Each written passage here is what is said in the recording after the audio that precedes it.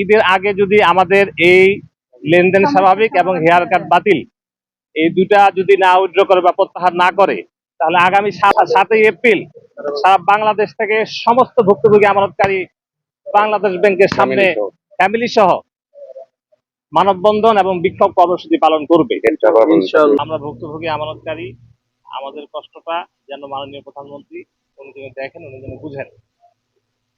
Major Ziaur Rahman দেশের সংকটকালে উনি যখন এই জনগণের পাশে দাঁড়িয়েছিলেন, মানবতার মা, গণতন্ত্রের মা বেগম খালেদা জিয়া উত্তরসূরি হিসাবে জনাব তারেক রহমানের কাছে মাননীয় প্রধানমন্ত্রী, আপনার কাছে আমাদের আকুল আবেদন, আপনি 24 এবং 25 সালে যে মুনাফা ব্যাংক কর্তৃক আমাদেরকে প্রদান করা হয়েছে, সেই মুনাফা কর্তন যেন না করে এবং এই হেয়ার কাট যে কালো আইনটা তৈরি করেছে বাংলাদেশ ব্যাংক, এটুকু যদি বাতিল করে আর লেনদেনটা স্বাভাবিক করে দেয়, ইনশাল্লাহ এই ব্যাংক অনেক দ্রুত ঘুরে দাঁড়াবে এবং আমরা যারা আমানতকারী আছি আমরা আবার আমানত রাখবো এবং লেনদেন করব।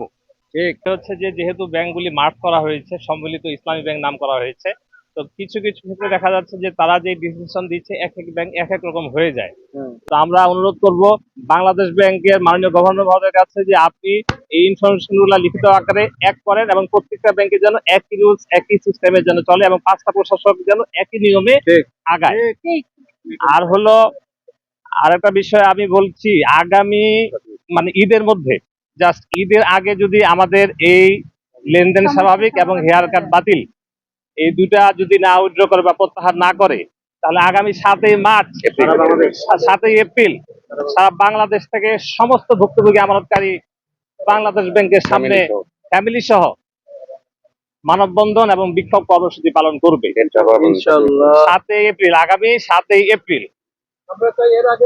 এর আগে যদি সমাধান করে ইনশাল্লাহ আমরা সাধারণ ভুক্তভোগী আমানতকারীগণ রাজপথে নামতে চাই না এবং রাজপথে আমরা আসবো না। আমরা এই ব্যাংকে ঘুরে দাঁড়ানোর জন্য আমরা চেষ্টা করবো এবং সর্বাত্মক সহযোগিতা করবো। আমরা রাজপথের লোক না, আমরা সবাই ভদ্র এবং শিষ্টাচার মেনে চলি। ধন্যবাদ। সবাইকে ধন্যবাদ।